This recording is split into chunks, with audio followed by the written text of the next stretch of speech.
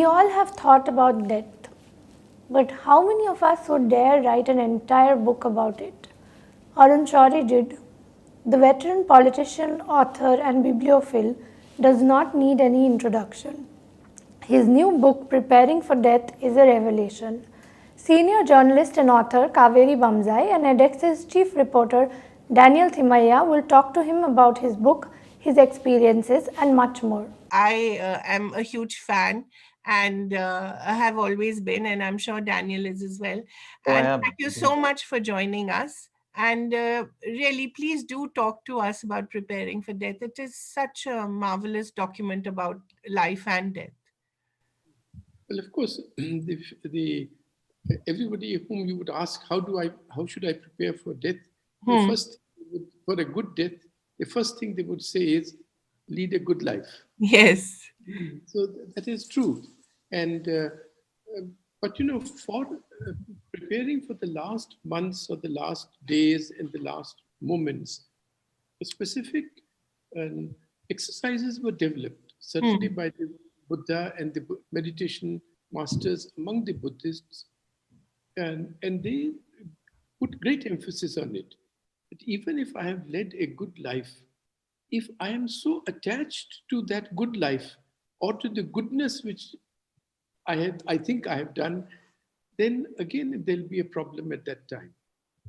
So there were specific exercises which some of which I've enumerated, and those exercises were not really about living the good life, but of specifically preparing oneself for the last months or the weeks or the last moments, so that we could have a peaceful dissolution of our minds at that time. It's a very difficult thing to aim for, but that was the purpose. For instance, the Buddha had great emphasis on what he called death contemplations.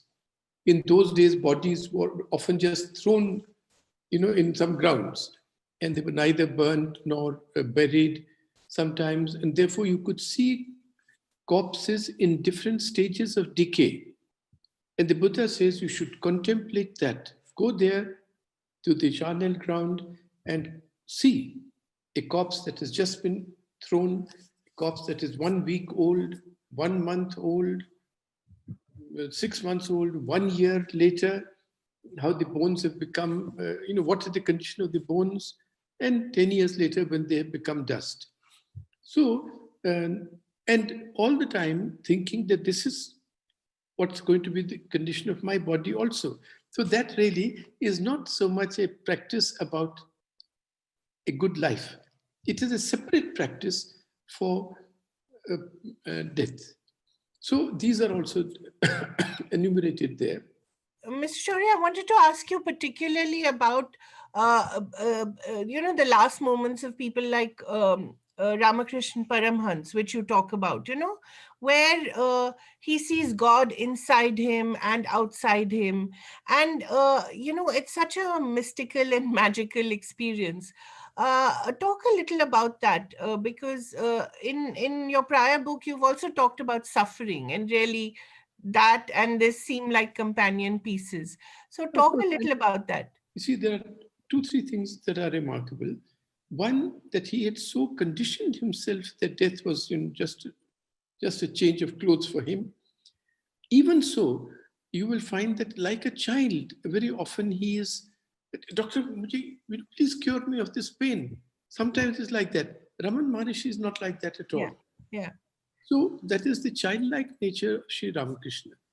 Second, it became a big problem for him also, and certainly for his followers, as to why such a holy person, such a good person, had been afflicted with this terrible cancer. Yeah. And we have to think of this in the late 19th century, when there was no real, even painkillers were not available at that time. So he offered several explanations. For instance, one was that accidentally his elder brother had once cursed him, that the time will come when you will not be able to swallow even water. Because the doctor had told the elder brother, you don't take it, nothing.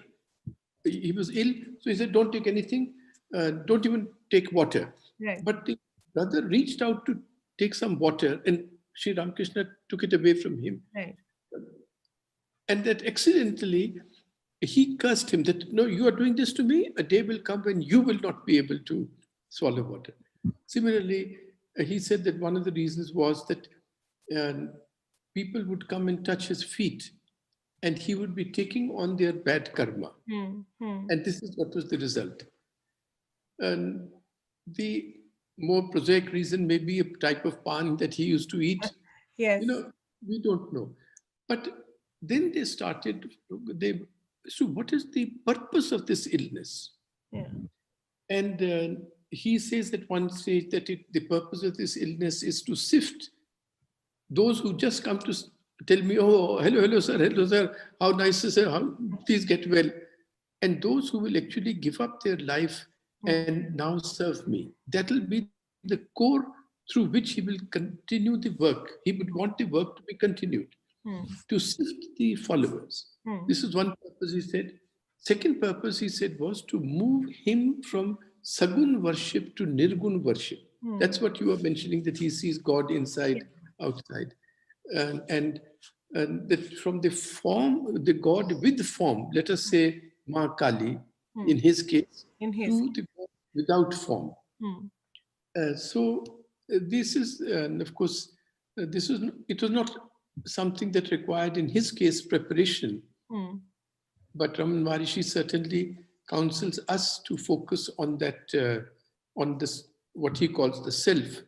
And he says it is on the right side of the chest, 2 inches to from the center to the right, and so on. So I have dealt with the lives are described only for us to be able to see, what is the lesson in that particular episode for us. Right. And in the case of Sri Raman Maharishi's methods, he had a specific method which he had prescribed for meditation. And I think I've said one or two, with great modesty, new things about it. Yes, Mr. Shourie, but it also comes from a deeply personal space, the book, from your own encounter, quite surprisingly, for someone who was taking care of 2 people with so much dedication and devotion, to find yourself quite helpless. So it comes from your own encounter with, very close encounter with death in a way.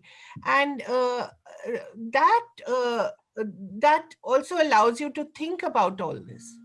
Not really, because Kaveri, that's just the second last chapter in the book. But I found it very moving, sir. Could be. And but that is just the sort of end. But it was not what triggered this book. I'd started working on this book 1.5, 2 years before this incident occurred. And this incident just, all the writing was almost complete. And then this incident occurred. So I then wanted to report that of the practices which I had talked about, or the meditation practices which I have been following for the last 35 years, then which of those helped me in the ICU? Yes. So that chapter really mentions that. And one of the lessons that comes through is precisely the lesson that you mentioned of love, of those whom I love. That sustained me. Their care, their giving up everything and coming to the ICU and to Pune to be around. That was certainly a very important thing, just as it is the most important thing in our raising our son, who's a cerebral palsy child and is now a spastic adult of 45 years. And I'll tell you an incident that when 3rd or 4th day after his birth, we were told that actually a Pakistani doctor, lady doctor at the hospital, she said that I'll lose my job if you tell anybody. But I will tell you that your son has suffered a brain injury at birth. So don't tell anybody, but that's the condition. Anyhow, we didn't even realize what this message meant. Right. But after 3 months, every month we used to go to see the neurologist. For the first month, he was just in an incubator and then and so on. is an elderly gentleman. I still remember him.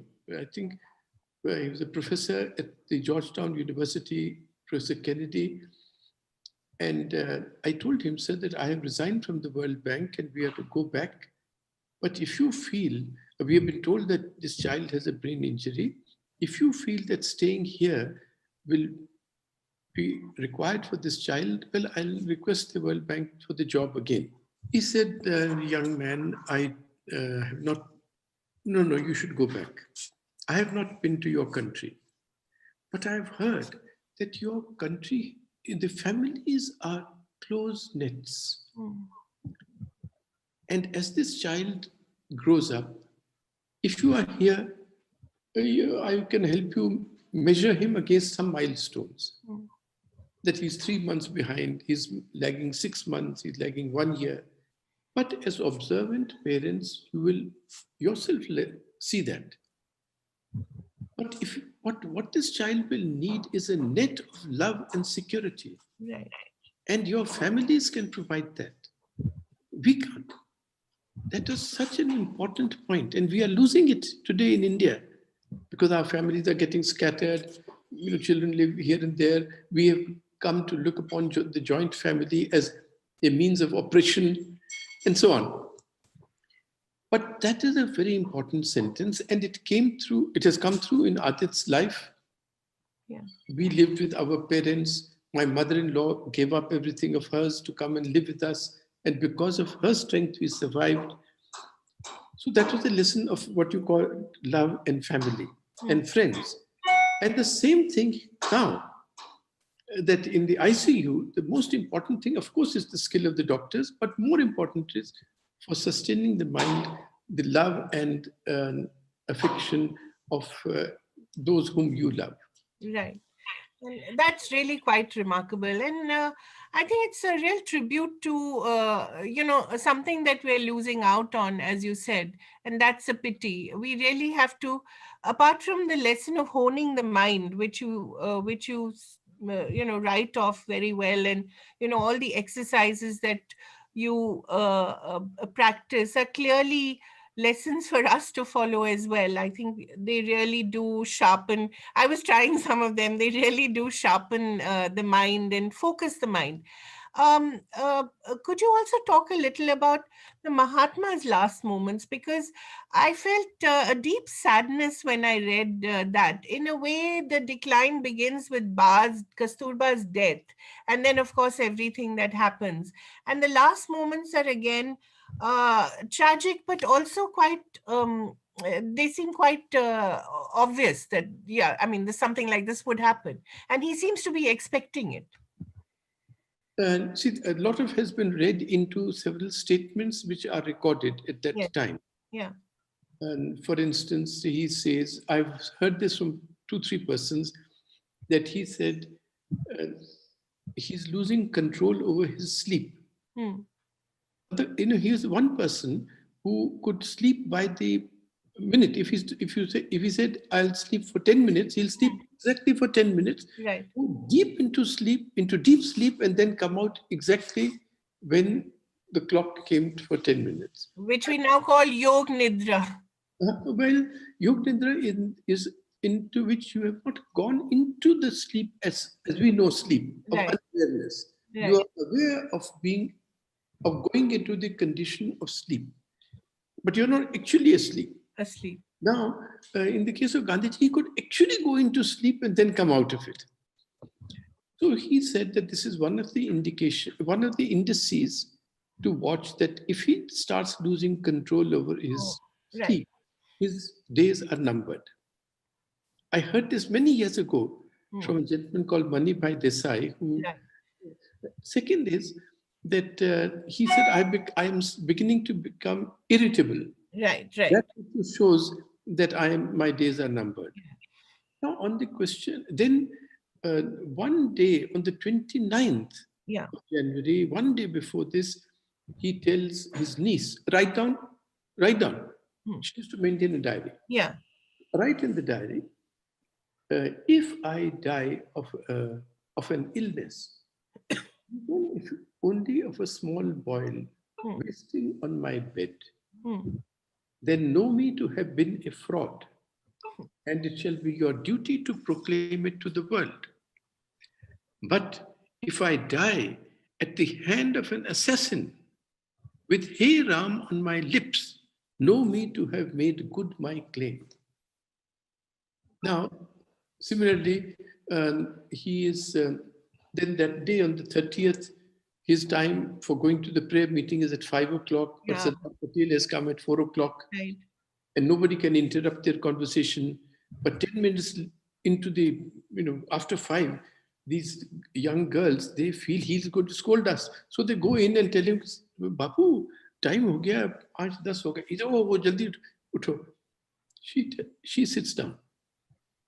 इसे चलो इसने आपके वो खांसी के लिए मुझे वो लौंग वगैरह का वो पेस्ट वो बनाना है इसे अरे भैया रात तक जिंदा रहेंगे तो Exactly. तो तब बना लेना तो चलो. Then she says that Mr. UN Dheba and one other person from Kathiawar, they have come, they want an appointment. He says that मैं prayer meeting से वापस आ गया तो time भी दे देंगे उनको कह दो. Now, these are all regarded as premonitions, but if you look at the other way, attempts have been made, certainly 20 days before that, this power, yes, tried to throw a bomb through a ventilator, it doesn't go there. So he should be, any normal person would expect that. And he was used to be continually heckled at prayer meetings. Why don't you go to the Himalayas? All sorts of,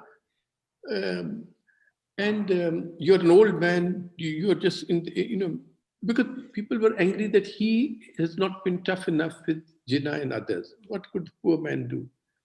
And Gandhiji would always say, no. When I used to, why don't you go on a fast unto death? You said that India will only be divided on your dead body. Why don't you do it now? So he said, when I said that, you people were with me. Now you are with these Congress leaders who are tired. So I am not, this old man is not going to do your work. But this contention and this acrimony at his prayer meetings would certainly alert him that his life was in danger.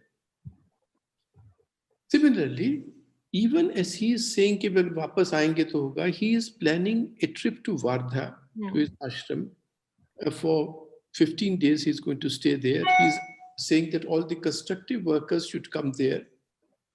He is telling Mr. Pyarelal that he's planning to go to Pakistan, I want to show them the real power of non-violence. So does that indicate premonition of continuing or of death?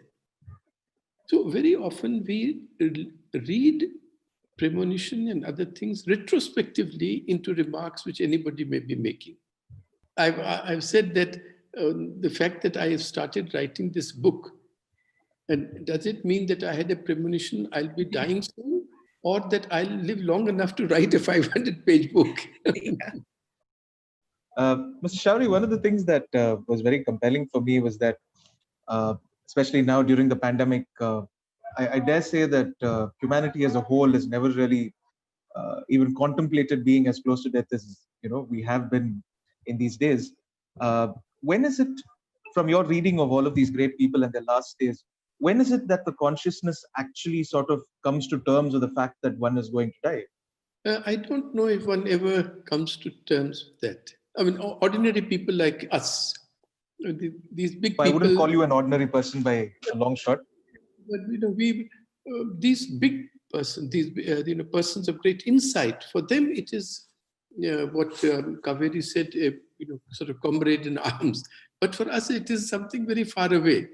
The Buddha also says that most of us think that anyhow, I'm not going to die this year, certainly not this month, but certainly not in the next hour. And that is the delusion. Probably it sustains us even at the last hour. And it may have some function, because if I was all the time thinking, oh, I'm going to die, I wouldn't be doing any work or living actually.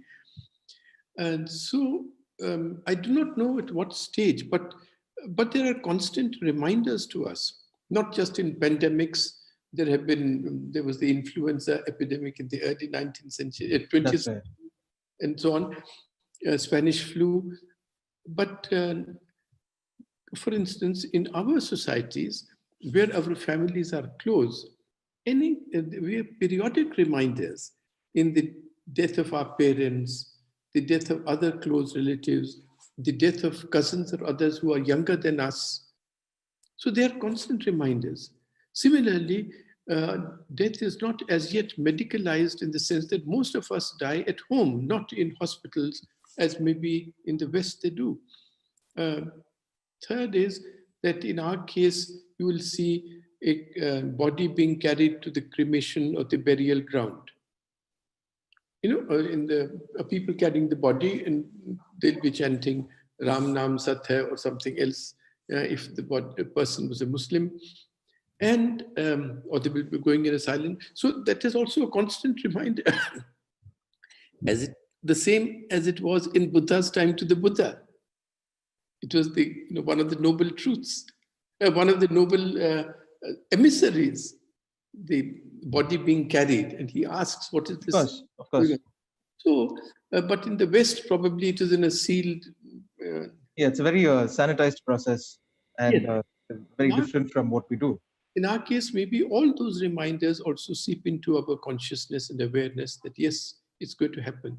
But even so, we try to convince, whenever death occurs, we distance ourselves from that event. Even when it occurs in a close circle. No, but he was 95.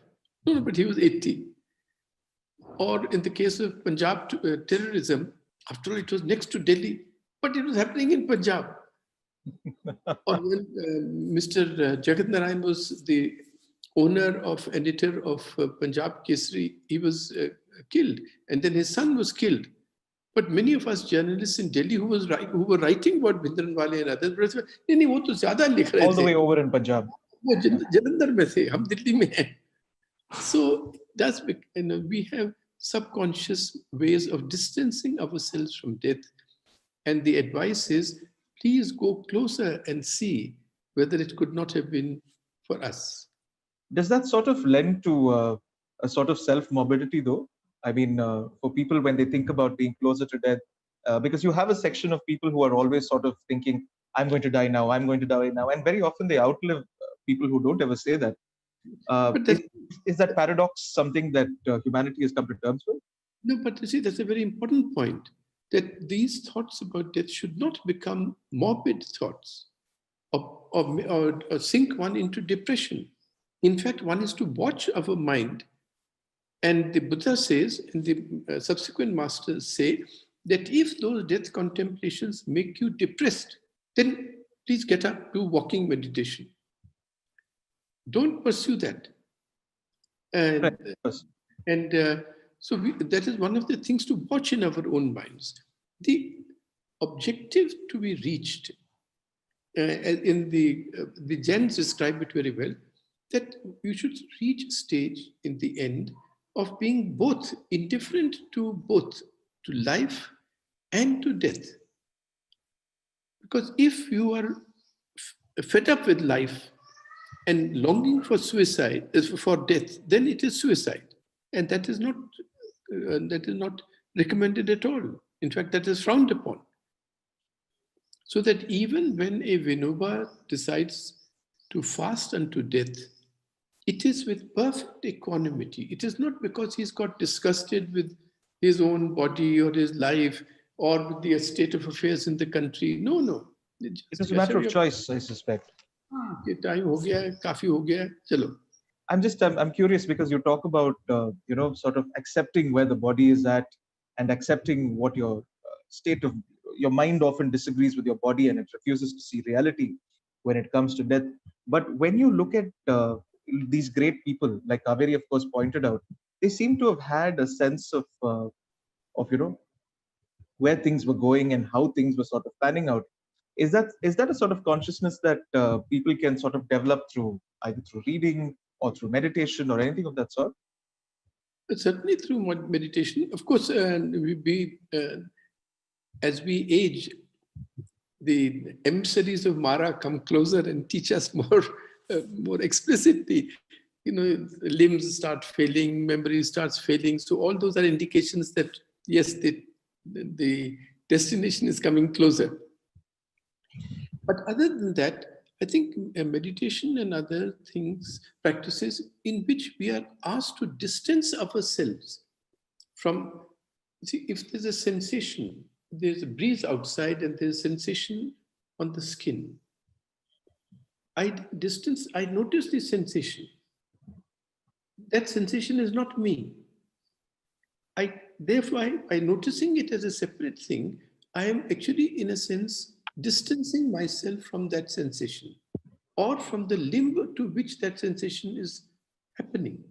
And similarly, in the case of injuries or success or failure, or all meditation distances you from all these things and takes one inward. And that is, so in that sense, it prepares us and conditions us to what you were saying, but without the morbidity and pessimism and depression and so on. There's something happening there, something is going to happen there, okay, I'm looking at it. Mr. Shourie, you had a very interesting take on euthanasia in the book, and despite what the Supreme Court has said in 2018, of course, euthanasia is still a bit of it's a bit of a touchy topic, whether you're a doctor, whether you're the other side of the hospital bed, whether you're a relative grappling with a difficult decision. You, of course, have gone into it. You've dealt with what the great men have said. You've dealt with the scriptures. You've dealt with philosophy, and you've sort of brought it back to euthanasia. Where do you stand on this? It is something that I think should be legalized. It is in our tradition. But there are always dangers that others can take advantage of it. Let's say there's some greedy relatives, or greedy children, and they then start switching off any aid. Ventilators. They start arguing for that. Therefore, there are many precautions that should be taken. For instance, there must be a much greater debate on the definition of death.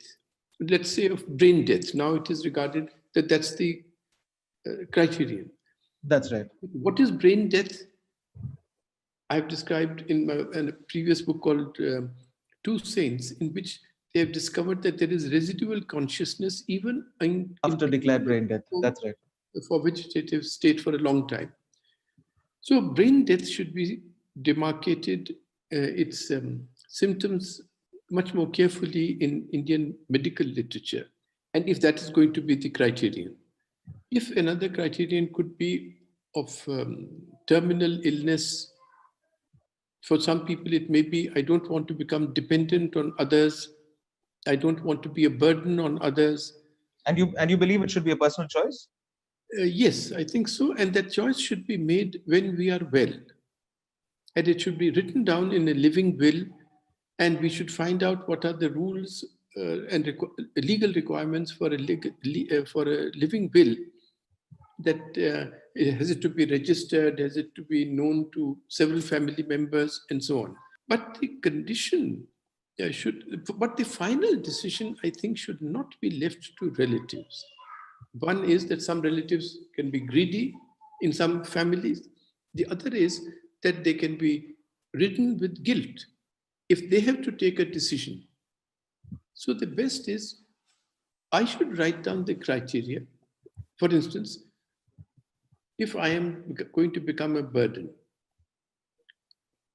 my poor wife, who already has difficulty in managing even her own affairs, and our son who cannot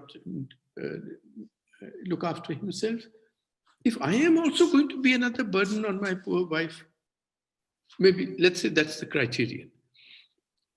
So that criteria, I should specify that when I am well, not at the last minute. And that will also free my relatives for any guilt. And second thing I think is that, for instance, I had to take the decision in my mother's case that yes, now the medication and all should be stopped. The doctors asked me. Now, for us not to feel guilty, to be sort of buried by guilt after that, we should take that decision about ourselves before that. Then taking it about another person whom we love is not really a matter of that, that's one way to assuage guilt. That no, I'm prepared to go through the same process, and Timaya will decide for me at that time, or the doctors will decide, or here are the three friends who will decide. Somebody who will not, for instance, one way of selecting these other persons is that they have good medical knowledge. The other is that they are not the ones who are going to in any way benefit from it. Right, of course. From my death, by the assets going to them rather than being used for looking after our son and wife. I think that's a hyper-practical way of looking at it. Mr. Shourie, in fact, that really for me is the one of the other lessons in the book. It's the battle. The real battle is of acceptance. That's something that your Malini, I think your sister-in-law, says. The real battle is accepting finally. And the other thing that I found very interesting was when nature rings up, pick up the phone. Don't ignore its call. So these two things put together really in a way tell you how to deal with your last moments. I think these are the two biggest lessons. Would you agree? Well, there are two big lessons, but these are sort of exterior lessons of the exterior. Right. About the real focus has to be on this, what the Tibetans use this phrase, on the peaceful dissolution of the mind. Right. So what will ensure that at the time when there is this great cyclone that Timaya has just experienced in Madras? It wasn't as bad as the last one. So at that time of tumult and of things going out of hand completely, how should the mind remain calm? Right. So these lessons which you are saying about acceptance and others are preconditions for that thing, but much more is required for at that time withdrawing from the body and focusing only on the mind. And in my own case, I have found two practices to be very useful. One is to focus on the blank mind. Right. Blank the mind and just keep looking at it. Some thought will keep coming up. I have to talk to Kaveri today or tomorrow. At that time, it may be now, this is the last time I'm going to see my wife or son. Any thought will come. So, but you just observe that thought having come. When you observe a thought that has come, the observing takes over and the thought is burnt. I've suggested that is the third eye of Shiva. That which, when it is open, everything, it burns everything. So that is one point, observing the blank mind and just being able to keep your mind at that. Right. And one thing I found extremely useful is that I found even in the ICU, I found in the MRI machine when you are bombarded with all sorts of random sounds. Sounds. There is a sound of silence. Yes, that is very true. And it is, it's not this tinnitus or whatever it's called. It's something between a hum and a hiss. It's a continuous, unruffled flow of water. It may be just the blood that is circulating in the inner ear, the capillaries near the inner ear. But it's a very useful sound. So you can blank your mind and you can focus on that sound.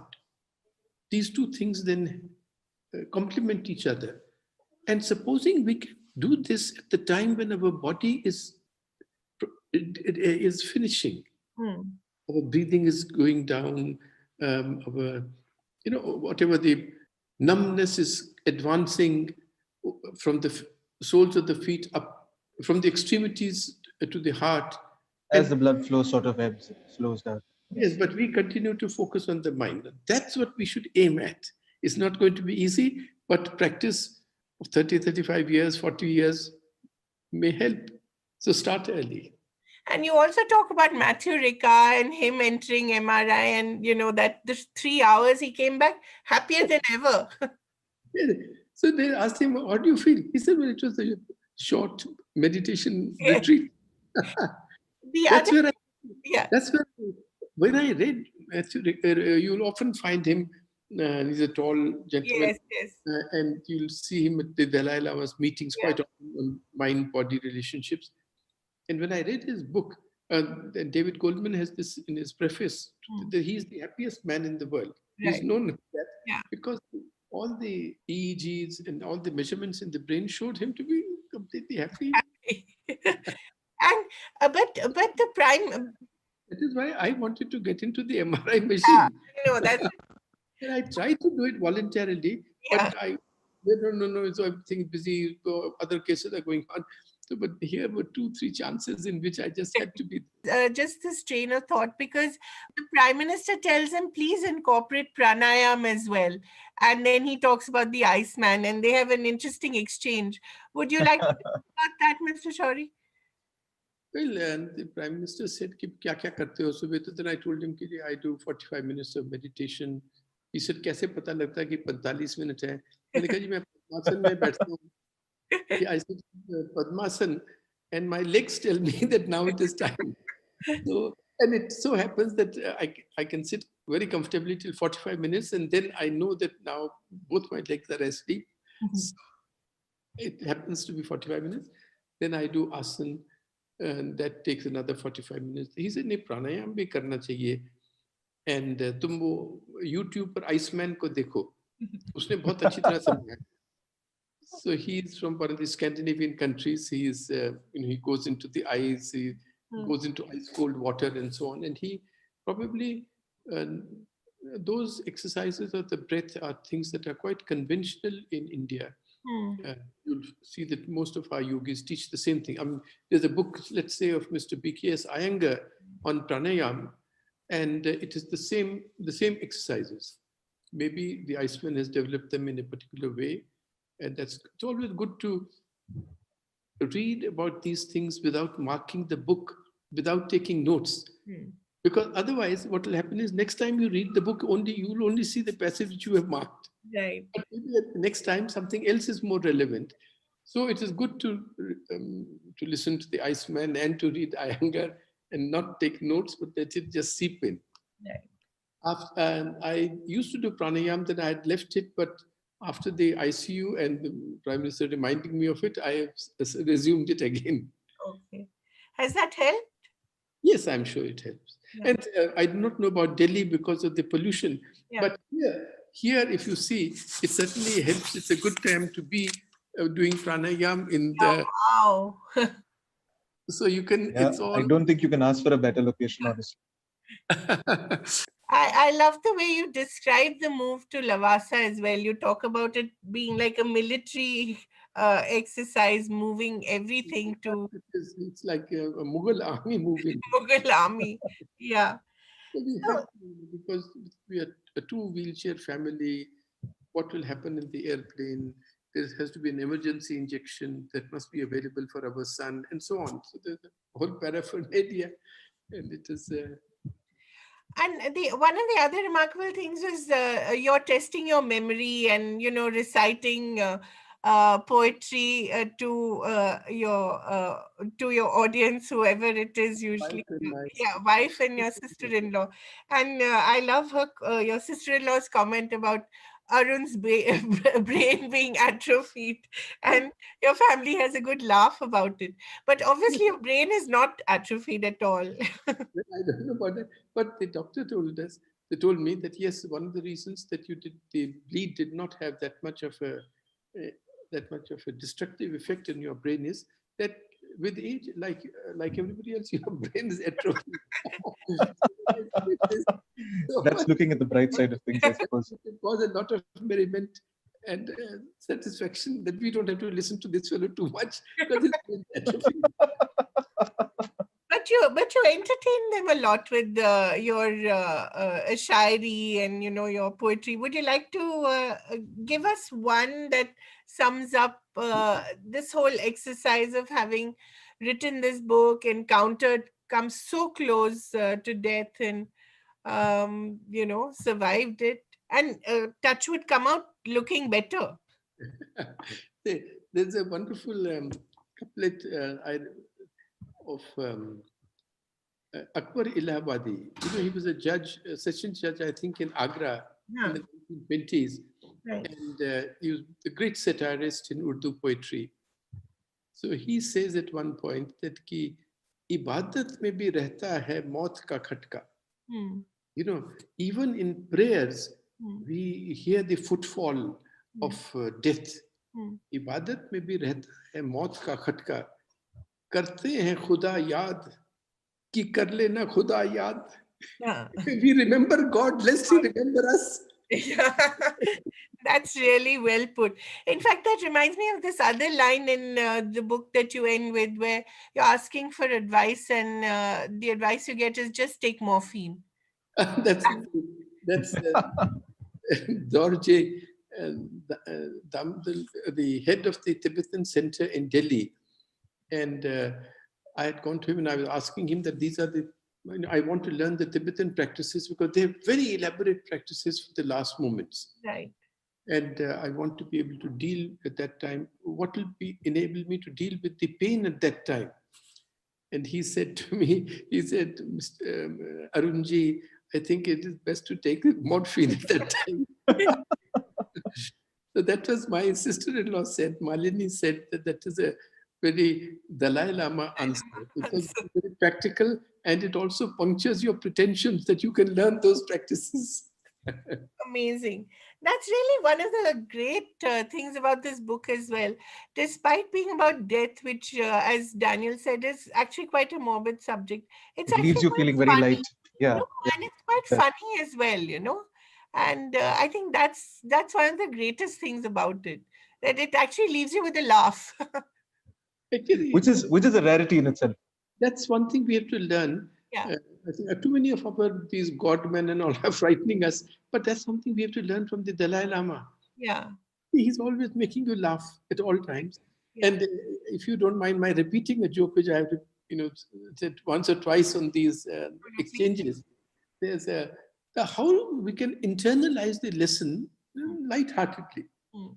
So I have a friend, you must know him, Rajiv Mehrotra. Yes, of He is course. the head of the Foundation for Universal Responsibility of the Dalai Lama in Delhi. He does a lot of the Dalai Lama's work in there. So he sent me a message disclosing a deep state secret. The secret was that the Dalai Lama has sent a telegram to Xi Jinping, the ruler of China. Right. And he said, not telegram, but an email. Right. So the Xi Jinping opens his Gmail, and there's a thing from the Dalai Lama. He immediately clicks on it, and there says "see attachment." So he said, "The Dalai Lama, maybe he sent the surrender document." And the moment he presses on it, his computer crashes.